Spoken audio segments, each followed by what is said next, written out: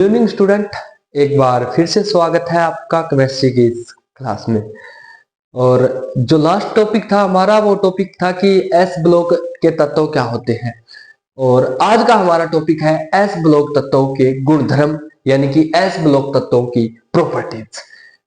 क्या क्या विशेषताएं होती है, क्या क्या प्रॉपर्टीज, क्या क्या गुणधर्म होते हैं एस ब्लॉक तत्वों के, वो आज हम पढ़ेंगे। तो उससे पहले थोड़ा सा मैं आपको रिवाइज करवा दूं कि एस ब्लॉक के तत्वों की बात करें तो एस ब्लॉक के तत्व कौन से होते हैं। तो एस ब्लॉक के तत्व अपनी जो आवर्त सारणी का फर्स्ट और सेकंड ग्रुप, जो lithium, sodium, potassium, rubidium, caesium, francium, beryllium, magnesium, calcium, strontium, barium और रेडियम, आवर्त सारणी का ग्रुप नंबर 1 और ग्रुप नंबर 2, वर्ग पहला और वर्ग द्वितीय। वर्ग पहला जिसे हम क्या कहते हैं भाई, अरे जिसे क्या कहते हैं, क्षार धातु, और दूसरा जिसे कहते हैं क्षार मर्दा धातु, क्षार मर्दा धातु। अब इसको क्षार धातु क्यों कहा जाता है, क्योंकि ये जल के साथ अभिक्रिया करके क्षार बनाते हैं। और इनको क्षार मर्दा धातु क्यों कहा जाता है, क्योंकि इन धातुओं के ऑक्साइड होते हैं वो मर्दा के साथ पाए जाते हैं और क्षारीय प्रकृति के होते हैं। तो ये क्षार धातु ग्रुप और ये क्षार मर्दा धातु ग्रुप, ये दोनों ग्रुप जो है वो एस ब्लॉक के तत्व कहलाते हैं। और एस ब्लॉक के तत्व ही क्यों कहलाते हैं, क्योंकि इनका जो अंतिम इलेक्ट्रॉन है वो कहां जाता है रे भैया, एस ब्लॉक में जाता है। तो ये तो बात हो गई एस ब्लॉक की कि एस ब्लॉक है क्या। जो अभी इसी लेक्चर में जुड़ा है, जो लास्ट वीडियो नहीं देख के आया है वो चैनल पे लास्ट वीडियो देख ले एक बार, जिसमें introduction of S block playlist मौजूद है, उसमें आप देख सकते हो इंट्रोडक्शन ऑफ एस ब्लॉक, ठीक है। तो वहां से आपको समझ में आ जाएगा। अब बात करते हैं प्रॉपर्टी की, गुणधर्म की, कि क्या क्या प्रॉपर्टीज ये रखते हैं। तो प्रॉपर्टी में सबसे पहला कि इस ब्लॉक के समस्त तत्व परबल धन विद्युती होते हैं। इस ब्लॉक के समस्त तत्व परबल धन विद्युती होते हैं। अच्छा, परबल ठीक है, यानी कि मजबूत। धन विद्युती यानी कि धन विद्युती यानी कि विद्युत रूप से धनी। धन विद्युती सीधा सा मतलब है कि धनायन रखते हैं, अरे धनायन बनाते हैं। परबल धन विद्युती का मतलब है कि विद्युत रूप से धनायन बनाते हैं। धनायन का मतलब यह है कि लिथियम Li पॉजिटिव, सोडियम एक इलेक्ट्रॉन की कमी होगी, एक इलेक्ट्रॉन दे देगा, क्या बनाएगा, Na पॉजिटिव। वही बात करूं मैग्नीशियम की, 2 इलेक्ट्रॉन डोनेट कर देगा, अष्टक पूर्ण होगा, क्या बनाएगा, 2 पॉजिटिव। अब ये क्यों बनाते हैं, क्योंकि अपना इलेक्ट्रॉनिक विन्यास स्थायी करने के लिए, स्थायी उत्कृष्ट विन्यास ग्रहण करने के लिए ये क्या बनाते हैं, धनायन। जो क्षार धातु है ये तो क्या बनाते हैं, इनके ऊपर सिर्फ एक धनावेश आता है और इनके ऊपर क्या होता है, इनकी ऑक्सीकरण अवस्था +1 होती है, इनकी ऑक्सीकरण अवस्था +2 होती है। परबल धनायन बनाते हैं, इसलिए इनको परबल धन विद्युती तत्व कहा जाता है। अच्छा ठीक है, चलो सर आप तो दूसरा बताओ, दूसरा एग्जाम्पल क्या है। अरे भैया दूसरा गुणधर्म क्या है। तो दूसरा गुणधर्म आयनन विभव का मान। अब ये वर्ड देख लेना, आयनन विभव। अरे आयनन विभव क्या होता है, आयनन विभव। अब ये आयनन विभव की परिभाषा जो है ना वो मैं आपको बताऊंगा, वो आप नोट करना, अच्छे से नोट करना। आयनन विभव क्या होता है, आयनन विभव जो है ना वो ऊर्जा का ही एक रूप है। कौन सी ऊर्जा, अरे वह आवश्यक न्यूनतम ऊर्जा जो किसी भी परमाणु में से इलेक्ट्रॉन निकालने के लिए आवश्यक होती है, क्या कहलाती है, उस परमाणु की, उस तत्व की आयनन विभव कहलाती है। यानी कि वह न्यूनतम, कौन सी न्यूनतम ऊर्जा जो किसी परमाणु में से इलेक्ट्रॉन निकालने के लिए आवश्यक होती है, आयनन विभव कहलाता है। आयनाइजेशन पोटेंशियल, इंग्लिश में इसको क्या लिखते हैं, आयनाइजेशन पोटेंशियल या आई डॉट पी, ठीक है। आयनाइजेशन पोटेंशियल वह न्यूनतम ऊर्जा, यानी कोई भी परमाणु है, अब परमाणु की बात करूं मैं, अब ये सोडियम, ये अच्छे से, ये गौर से समझना भाई, ये आयनाइजेशन पोटेंशियल है ना, ये काफी इंपॉर्टेंट है, ठीक है। इसको सरल करके पूरा अच्छे से डीपली पढ़ा रहा हूं मैं आयनाइजेशन पोटेंशियल को, तो देखना। सोडियम की बात कर लेते हैं, सोडियम की क्यों करते हैं, अरे सोडियम बहुत प्यारा लगता है मेरे को, कितना प्यारा, इतना प्यारा कि पानी के संपर्क में आते ही विस्फोट, आग पकड़ लेता है, इतना ज्यादा क्रियाशील होता है, उसके ऊपर भी आएंगे। लेकिन पहले ये सोडियम का एग्जांपल लेते हैं। सर सोडियम का परमाणु क्रमांक 11 होता है, 11 का मतलब सर इसका इलेक्ट्रॉनिक विन्यास 1s2, 2s2, 2p6 और 3s1 होता है। या सर इसी को क्या लिख सकते हैं कि नियोन और 3s1। यहां तक कोई डाउट नहीं होना चाहिए। चलो अब बात करते हैं इसका, मैं एक बार इलेक्ट्रॉनिक कॉन्फ़िगरेशन दर्शा देता हूं। इस प्रकार से इलेक्ट्रॉनिक कॉन्फ़िगरेशन कि किस सेल में कितने इलेक्ट्रॉन होंगे वो मैं आपको दर्शा देता हूं एक बार। ड्राइंग पे मत जाना भाई, ड्राइंग बहुत घटिया है टीचर्स की नहीं, हाँ आपके इस टीचर की, आपके वीएस सर की जो ड्राइंग है वो काफी घटिया है। छोटी सी एक टेक्निकल प्रॉब्लम आ गई थी गाइस, उसके लिए माफी चाहूंगा। चलो देखते हैं। तो अब अपने क्या करते हैं कि इलेक्ट्रॉन्स किस प्रकार से सेल में भरे जाते हैं वो देख लेते हैं थोड़ा। ये नाभिक है जिसमें क्या पाए जाते हैं, प्रोटॉन और न्यूट्रॉन। पहली सेल में 2 इलेक्ट्रॉन, दूसरी सेल में 2 इलेक्ट्रॉन, तीसरी सेल में 6 इलेक्ट्रॉन। अब ये थोड़ा सा इजी सा है आपके लिए। आप बोले सर ये क्यों बता रहे हो, मैं पता, अरे थोड़ा सा देख लो एक बार, ठीक है, थोड़ा सा देख लो, कुछ तो काम की चीज बता रहे होंगे आपके सर जो बता रहे हैं, तो कुछ काम की चीज होगी आपके लिए, ठीक है। देखिए तो क्या है कि सोडियम के टोटल 11 इलेक्ट्रॉन इस प्रकार से सेल में होते हैं। ये 1s सेल है, ये आपकी 2s सेल है, ये आपकी 2p है और ये आपकी 3s सेल है, ठीक है। अब आयोनाइजेशन पोटेंशियल की बात करूं तो इस इलेक्ट्रॉन को इस परमाणु से बाहर निकालने के लिए जो आवश्यक ऊर्जा होती है वो ऊर्जा आपकी आयोनाइजेशन पोटेंशियल, आयनन विभव कहलाती है। समझ में आ गई बात। अब इस इलेक्ट्रॉन को बाहर निकालने के लिए जो आवश्यक ऊर्जा है उसको कहते हैं प्रथम आयनन विभव, यानी कि पहला इलेक्ट्रॉन किसी भी परमाणु में से निकालने के लिए आवश्यक, ठीक है, इसको कहते हैं प्रथम आयनन विभव। ये इलेक्ट्रॉन निकल गया, इसके बाद में कितने बचे, 10 बचे। अब इनमें से कोई और इलेक्ट्रॉन निकलेगा, उसको निकालने के लिए भी तो कोई ऊर्जा चाहिए होगी। हाँ सर बिल्कुल, वह ऊर्जा जो दूसरा इलेक्ट्रॉन निकालने के लिए आवश्यक होती है उसको क्या कहते हैं, द्वितीय आयनन विभव। उसको क्या कहा जाता है, द्वितीय आयनन विभव। अब यहां पे बात ये आती है कि सर जो ये सोडियम है ये अत्यंत क्रियाशील है। आपने यहां पे एक लाइन लिख रखी है, क्यों है, क्योंकि इसका आयनन विभव का मान कम है। आयनन विभव का मान कम क्यों है ये मैं आपको बता देता हूं। पहला कारण ये है कि ये नाभिक से काफी दूर स्थित है इसका इलेक्ट्रॉन, किसका, जो इसका बाहरी इलेक्ट्रॉन है वो नाभिक से काफी दूर स्थित है, ठीक है। दूसरा कारण, अब सर नाभिक से दूर स्थित का मतलब, अरे मतलब यही है कि नाभिक के द्वारा जो आकर्षण बल लगाया जा रहा है वो कम लगाया जा रहा है। दूसरा कारण ये है कि इसको जो आकार बड़ा है, आकार बड़ा है तो आकर्षण बल कम है और इसको निकालने के लिए ऊर्जा की मान की कम जरूरत पड़ती है। एक कारण ये भी है क्योंकि जैसे ये एक इलेक्ट्रॉन निकल जाएगा तो ये उत्कृष्ट गैस विन्यास धारण कर लेगा, नियोन का इलेक्ट्रॉनिक विन्यास धारण कर लेगा, जो कि क्या होता है, काफी स्थायी होता है। उत्कृष्ट गैस विन्यास स्थायी होते हैं क्योंकि उत्कृष्ट गैसों के अष्टक पूर्ण होते हैं और जिसका अष्टक पूर्ण होता है वो क्या होता है, वो तत्व स्थायी होता है, वो परमाणु स्थायी होता है। तो ये तत्व क्या चाहेगा, ये यही चाहेगा कि एक इलेक्ट्रॉन निकल जाए, इसलिए इसका आयनन विभव का मान कम होता है। कम आयनन विभव है इसलिए अत्यंत क्रियाशील। क्यों, क्योंकि ये जो इलेक्ट्रॉन है वो बहुत जल्दी दे देगा और इलेक्ट्रॉन जल्दी दे देगा यानी क्रिया जल्दी करेगा, और क्रिया जल्दी करेगा तो क्रियाशील ही होगा। इतना ज्यादा क्रियाशील होता है कि अक्रिय द्रव मिट्टी के तेल में रखा जाता है। अक्रिय द्रव मिट्टी के तेल में रखा जाता है, किसको, सोडियम को। इतना ज्यादा क्रियाशील, और ये सारे ही होते हैं भैया, सिर्फ सोडियम नहीं, ये सारे ही क्रियाशील हैं। क्षार मृदा धातु इसके मुकाबले कुछ कम क्रियाशील है। क्रियाशील तो ये भी है लेकिन इसके मुकाबले कुछ कम है। और ये सारे तो तोप ही है, ये सारे तो बहुत क्रियाशील है, अत्यंत क्रियाशील है। Property number 2। अब इसके बाद में बात करें इन तत्वों का घनत्व। इन तत्वों का घनत्व, घनत्व क्या होता है? घनत्व तो कम होता है इन तत्वों का। क्यों?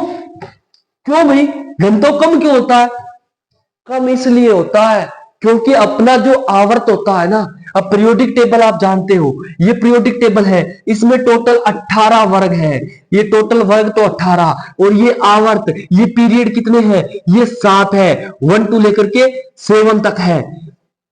अब ये जो आवर्त होता है ना, इसमें जो क्षार धातु होती है ना, उनका जो आकार होता है ना, वो सबसे बड़ा होता है। हाँ, अब आप ये कहीं से उठा के मत लेना कि सर ऐसे कैसे बोल सकते हो आप, उत्कृष्ट गैसों का आकार इनसे बड़ा होता है। उत्कृष्ट गैस अपवाद होती है।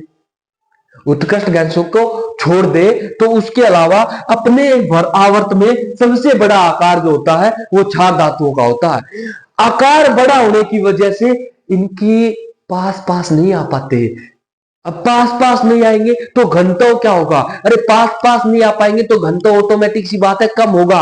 इसलिए इनको नरम ठोस भी कहा जाता है। सोडियम जो होता है इतना नरम होता है चाकू से काट सकते हैं। अरे ठोस पदार्थ को चाकू से काट सकते हो क्या? ये ठोस है, इसको चाकू से ऐसे काट सकते हो? अब ऐसे मत बोलो सर कई देर चलाते रहो, अरे ये पागलों जैसी बातें मत करना। इसको डायरेक्ट चाकू से नहीं काट सकते ना।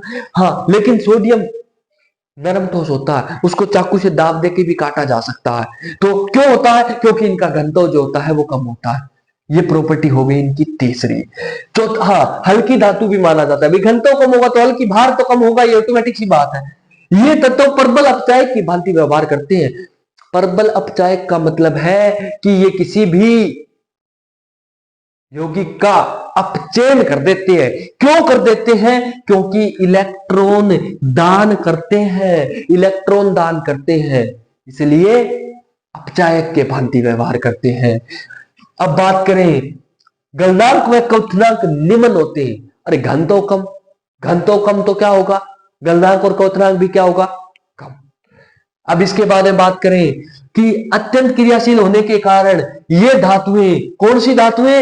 एस ब्लॉक वाली धातुएं, ये सारी की सारी मुक्त अवस्था में नहीं पाई जाती। अरे मुक्त अवस्था का मतलब ये है कि फ्रीली नहीं पाई जाती। जैसे कि आप सुनते हो कि तांबे का भंडार पाया गया, लोहे का भंडार पाया गया, सुनते हैं अपने कि चांदी का भंडार पाया गया, लोहे का भंडार पाया गया, तो कॉपर का यहाँ खेतड़ी झुंझुनू में कॉपर का भंडार पाया गया है, पाया जाता है। अपने राजस्थान की बात करूं भारत में, तो वैसे ये मुक्त अवस्था में ऐसे नहीं मिलती है। तो सर ये अपने खनिज ऐशकों के रूप में मिलेगी, ऐशकों के रूप में, या तो इनके ऑक्साइड मिलेंगे। अब ये तो सारे के सारे मिट्टी के साथ ही मिलते हैं, और ये क्या मिलेंगे? अगर मिलेंगे तो भी ऑक्साइडों के रूप में, ऐशकों के रूप में मिलेंगे। अगली बात करूं मैं, परबल आयनिक यौगिक बढ़ाते हैं। अरे जब परबल धन विद्युती है, जब इन पे परबल धनायन होता है, परबल धनावेश इनके ऊपर है, तो जैसे ही इनके पास कोई ऋण आयन आएगा तो क्या होगा भाई? अरे Na पॉजिटिव अगर क्लोरीन नेगेटिव के पास जाएगा तो ये क्या बढ़ाएंगे? ये बॉन्ड बढ़ाएंगे। कौन सा बॉन्ड बढ़ाएंगे? आयनिक बॉन्ड बढ़ाएंगे। अरे आयनिक बंध बढ़ाएंगे, आयनिक बॉन्ड। तो ये परबल आयनिक यौगिक परबल क्यों बढ़ाएंगे? अरे इस पे तो परबल धनावेश, इस पे परबल ऋणावेश, इसको इलेक्ट्रॉन देना है, इसको इलेक्ट्रॉन लेना है, तो ये क्या बढ़ाते हैं? परबल आयनिक यौगिक बढ़ाते हैं। ये है आपके मुख्य रूप से एस ब्लॉक तत्वों की प्रॉपर्टीज। नोट कर लीजिए आप, ये प्रॉपर्टीज काफी इंपॉर्टेंट है और काफी बार आपके सेमेस्टर के एग्जाम में पूछी भी जा चुकी है। 12th बोर्ड वालों के लिए भी काफी इंपॉर्टेंट है, काफी बार पूछा जाता है। अब आते हैं अपने परमाणु त्रिज्या, आयनन विभव, विद्युत ऋणात्मकता। यानी कि अब ये क्यों लिख रखे हैं मैंने? अब ये इसलिए लिख रखे हैं कि आपको मैंने दो चीजें बताई थी अभी। एक तो बताई थी क्षार धातु और दूसरी बताई थी, ये फर्स्ट ग्रुप था, और क्षार मृदा धातु। ठीक है, क्षार धातु और क्षार मृदा धातु समूह है, दो समूह बताए थे। अब इनका कंपैरिजन कर लेते हैं, या फिर इनका ये बता देते हैं कि वर्ग में अगर ऊपर से नीचे जाएंगे, अगर क्षार धातु समूह जो है उसमें लिथियम से हम फ्रेंसियम की तरफ जाएंगे तो ये परमाणविक त्रिज्या, पहली बात तो परमाणविक त्रिज्या क्या होती है? अरे किसी भी परमाणु की त्रिज्या की बात करूं तो किसी भी परमाणु की त्रिज्या क्या होगी? अरे सर, उसके नाभिक से लेकर के उसके बाह्यतम कोष तक की दूरी उस परमाणु की परमाणु त्रिज्या कहलाती है। अगर परमाणु त्रिज्या की बात करूं तो आवर्त में तो ये सबसे बड़े होते ही हैं, लेकिन वर्ग में ऊपर से नीचे जाने पर इनका आकार घटता जाता है, अरे सॉरी, इनका आकार बढ़ता जाता है, सॉरी। आवर्त में तो इनका आकार सबसे बड़ा होता ही होता है। आवर्त में बाएं से दाएं जाएंगे परमाणु इसमें अपने आवर्त सारणी में, तो तत्वों का आकार जो होता है वो क्या है? घटता जाता है। और वर्ग में ऊपर से नीचे जाने पर आकार बढ़ता जाता है, क्षार धातुओं में भी और क्षारीय मर्दा धातुओं में भी। वहीं अगर क्षार धातु और क्षार मर्दा धातु के बीच में अगर कंपैरिजन करें तो क्षार धातु की परमाणु त्रिज्या बड़ी होती है एज कंपेयर टू क्षार मर्दा धातु। होती क्या है? परमाणु त्रिज्या, परमाणविक त्रिज्या। ठीक है सर, समझ गए। अब परमाणविक त्रिज्या है, वही आयनिक त्रिज्या की बात कर लेंगे। यानी कोई भी परमाणु अगर एक इलेक्ट्रॉन डोनेट कर दे तो वो आयन बन जाता है, धनायन बन जाते हैं। जैसे Na एक इलेक्ट्रॉन दे देगा तो क्या हो जाएगा? Na positive. तो वही आयनिक त्रिज्या का भी सेम कंसेप्ट रहेगा भैया, क्योंकि आयनिक त्रिज्या भी क्या है? वर्ग में ऊपर से नीचे जाएंगे तो बढ़ती जाएगी, और क्षार मर्दा धातुओं की आयनिक त्रिज्या क्षार धातुओं की कंपैरिजन में कम होती है। ये हो गया अपना परमाणु और आयनिक त्रिज्या। अब बात करते हैं आयनन विभव। अरे आयनन विभव तो पढ़ ही लिया सर, आयनन विभव तो बहुत अच्छी तरीके से पढ़ लिया। हाँ, बहुत अच्छी तरीके से पढ़ लिया। आयनन विभव का मान जैसे जैसे वर्ग में ऊपर से नीचे जाएंगे आयनन विभव का मान कम होता जाएगा। आयनन विभव का मान वर्ग में ऊपर से नीचे जाएंगे तो कम होता जाएगा। क्यों? क्योंकि जिसका आकार छोटा उसके बाह्यतम इलेक्ट्रॉन और नाभिक में आकर्षण ज्यादा, जिसका आकार बड़ा उसके नाभिक और बाह्यतम इलेक्ट्रॉन में आकर्षण कम। उतना कम आकर्षण उतना ही कम आयनन विभव, उतने ही कम ऊर्जा की आवश्यकता पड़ेगी।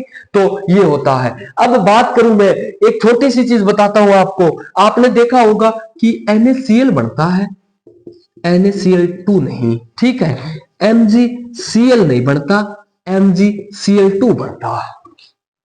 कहीं भी आपने ये नहीं देखा होगा और ये भी नहीं देखा होगा। कारण, अरे सर सबको पता है, क्या बता रहे हो आप? क्योंकि सोडियम के पास एक इलेक्ट्रॉन है 3s1 में, वो डोनेट कर देता है, और डोनेट करने के बाद में ये Na पॉजिटिव बनाता है और Na पॉजिटिव Cl नेगेटिव के साथ रिएक्शन कर लेता है, NaCl बन जाता है। अरे सर कैसे करेगा? NaCl2 क्यों बनेगा? क्योंकि इसके जो द्वितीय आयनन विभव का मान काफी उच्च होता है। अब द्वितीय आयनन विभव का हमें पता है सर, अभी आप थोड़ी देर पहले एक्सप्लेन करके आए हो। अरे हाँ, ये तो समझ गए आप, NaCl2 वाली कहानी तो समझ गए कि क्यों नहीं बनता। अब MgCl2 ही क्यों बनता है ये बताता हूं आपको। अरे अगर क्षार मर्दा धातुओं की बात करें ना, तो क्षार मर्दा धातुओं के इलेक्ट्रॉनिक विन्यास होते हैं ना, वो NH2 होते हैं। इनके जो सामान्य इलेक्ट्रॉनिक विन्यास NS1 होते हैं और इनके NH2 होते हैं। यानी अंतिम इलेक्ट्रॉन S कक्षक के अंदर जाते हैं, दोनों अंतिम इलेक्ट्रॉन। अब जैसे ही ये एक इलेक्ट्रॉन क्या करता है? डोनेट करता है, इसका प्रथम आयनन विभव का मान जो होता है ना, वो प्रथम आयनन विभव का मान इसका भी कम ही होता है। जैसे ये एक इलेक्ट्रॉन डोनेट करता है तो क्या बन जाता है? Mg पॉजिटिव बनेगा। नॉर्मल सी बात है कि मैग्नीशियम अगर अपने जो 3s2 में से एक इलेक्ट्रॉन अगर डोनेट कर दे तो क्या बढ़ाएगा सर? 3s1 हो जाएगा और Mg प्लस बढ़ेगा, Mg पॉजिटिव बनेगा, ये धनायन बनेगा, हाँ बढ़ेगा। लेकिन जैसे ही ये 3s1 बनता है, अब एक चीज नोट करना कि इसकी जो जलयोजन ऊर्जा का मान होता है ना, किनके जलयोजन ऊर्जा का? क्षार मर्दा धातु, क्षार मर्दा धातु के किसका? जलयोजन ऊर्जा, जलयोजन ऊर्जा, इसका मान इतना ज्यादा होता है कि, अब चलो पहले जलयोजन ऊर्जा समझ लो। जलयोजन ऊर्जा क्या होती है?